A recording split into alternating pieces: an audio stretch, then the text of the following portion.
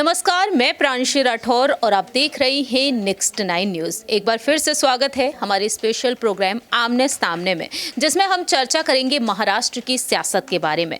महाराष्ट्र में जो पार्टी है शिवसेना, जिसका एक अलग ही वर्चस्व है और आज ये पार्टी दो गुटों में बटी हुई है। एक तरफ है उद्धव ठाकरे का गुट और दूसरी ही तरफ है मौजूदा मुख्यमंत्री एकनाथ शिंदे का गुट। दोनों ही गुटों में इस वक्त शिवसेना के चुनाव चिन्ह को लेकर जंग छिड़ी हुई है। यहाँ पर अब यही दावा किया जा रहा है दोनों ही गुटों की तरफ से कि असली शिवसेना उनकी है। ये बात सभी जानते हैं कि इस पार्टी का गठन बाला साहेब ठाकरे जी ने किया था और बाला साहेब ठाकरे जी आज हमारे बीच नहीं है। उनके चले जाने के बाद अब ये पार्टी दो गुटों में बटी हुई है। ऐसे में देखा जाए तो उद्धव ठाकरे गुट के जो तमाम विधायक हैं, तमाम सांसद, कार्यकर्ता, पदाधिकारी यहाँ पर शिंदे गुट में धीरे धीरे करके शामिल हो रहे हैं। ऐसे में देखा जाए तो असली शिवसेना की दावेदारी को लेकर ना सिर्फ यहाँ पर एकनाथ शिंदे हैं, उद्धव ठाकरे हैं, बल्कि यहाँ पर महाराष्ट्र नवनिर्माण सेना के प्रमुख राज ठाकरे भी आ चुके हैं। अस्तित्व की लड़ाई में इस वक्त मनसे प्रमुख राज ठाकरे भी हैं और आपको बताना चाहेंगे, थोड़ी सी जानकारी देना चाहेंगे। उसके बाद यहाँ पर न्यूज रूम में बैठे हुए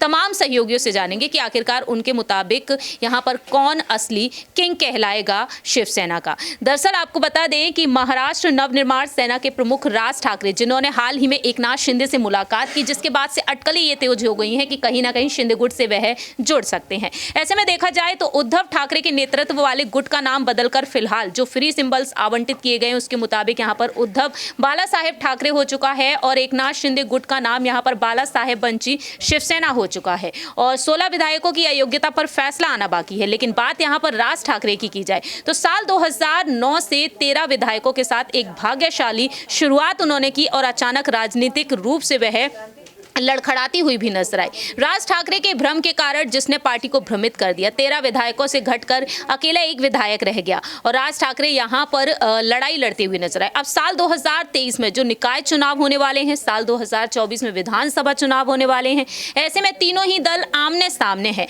और अब यहाँ पर सवाल यही खड़े होते हैं कि एमएनएस यहाँ पर जिस दुविधा में पड़ी हुई है उस दुविधा को कैसे दूर किया जाए। फिलहाल ये स्पष्ट है कि चुनाव का अगला दौर निकाय या विधानसभा है और ये तय करने में महत्वपूर्ण साबित होगा कि आखिरकार यहाँ पर किंग कौन कहलाएगा।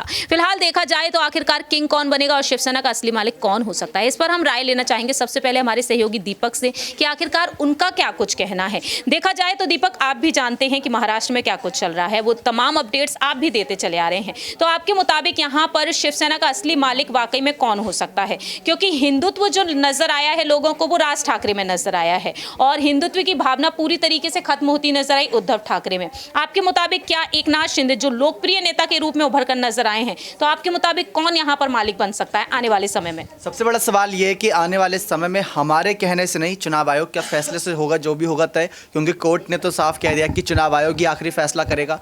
लेकिन अगर उन तमाम लड़ाई सियासी अगर पूरे खेमे को उठाकर देखा जाए तो यहाँ पर 3 गुट बने हुए हैं जो शिवसेना के असली मालिक को साबित करते हैं। पहले संख्या 13 विधायकों की कुल राज ठाकरे के पास भी थी, लेकिन उनकी कुछ वीडियो ऑडियो क्लिप वायरल होने से एजेंडा बनाया गया था उनकी इमेज खराब करने का, तो वहां पर सिर्फ एक ही विधायक रह गया था। लेकिन ऐसा शिंदे के साथ नहीं हुआ। शिंदे के साथ अब भी उनके 39 विधायक नजर आ रहे हैं, बल्कि ये संख्या बढ़ी रही धीरे धीरे।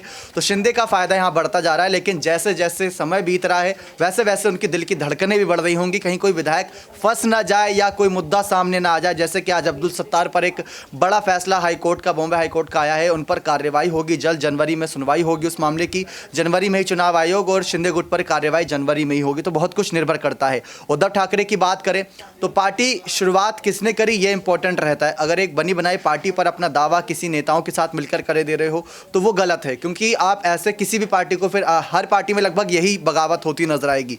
तो इससे अच्छा बेहतर यह कि अपने नए सिरे शुरुआत करो, ताकि अगर भविष्य के अगर और देखें तो आज अगर कांग्रेस पार्टी के खिलाफ यहाँ पर तमाम बड़ी बड़ी पार्टियां खड़ी हैं तो अपने सम्मान के साथ, अपने नाम के साथ खड़ी है।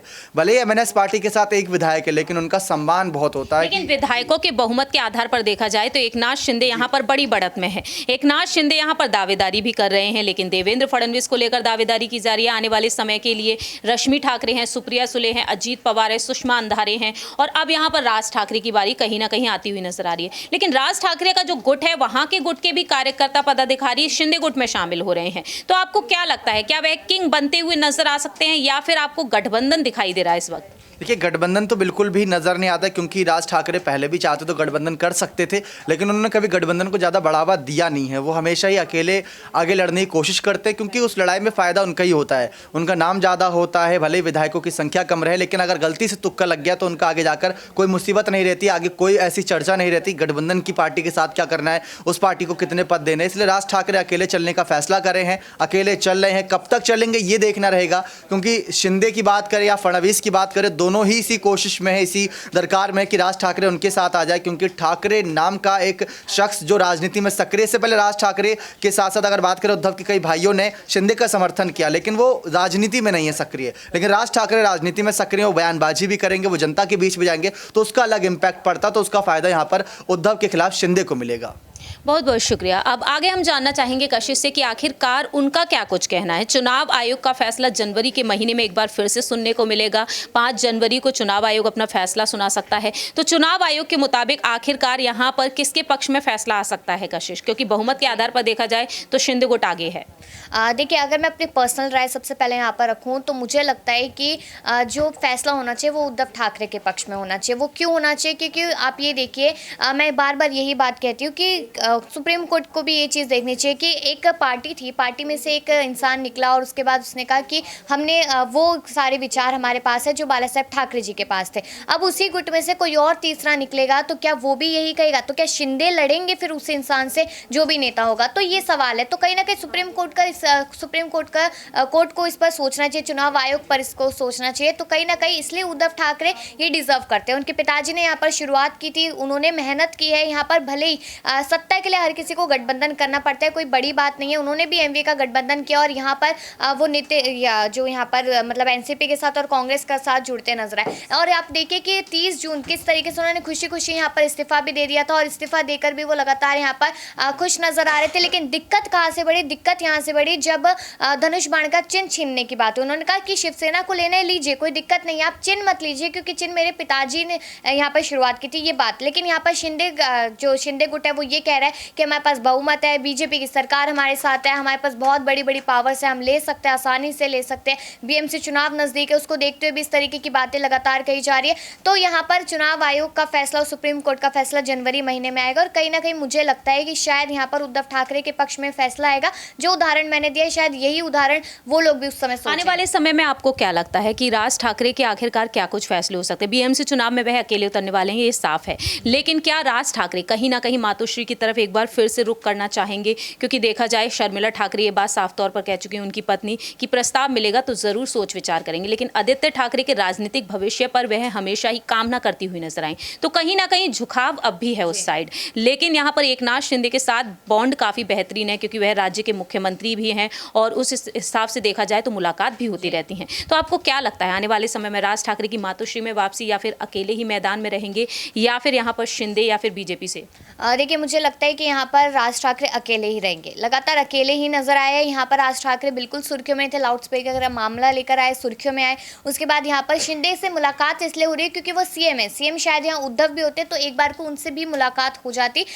लेकिन यहाँ पर हम ये नहीं कह सकते कि मुलाकात होना, किसी के साथ गठबंधन करना या उसी के साथ आगे चलकर चुनाव लड़ना, इस तरीके की बातें ज़रूरी नहीं कि हम सोचें। लेकिन कहीं ना कहीं मैं ये कह सकती हूँ कि बीएमसी चुनावों में फाइनल कर चुके राज ठाकरे कि हम खुद से यहाँ पर चुनाव लड़ेंगे। आगे जब 2.5 साल पूरे हो जाएंगे तब भी चुनावों का दौर यहाँ पर दिखाई देगा महाराष्ट्र में, तब भी मुझे लगता है कि राज ठाकरे यहाँ पर उद्धव और शिंदे दोनों के खिलाफ ही बल्कि चुनाव लड़ते नजर आएंगे।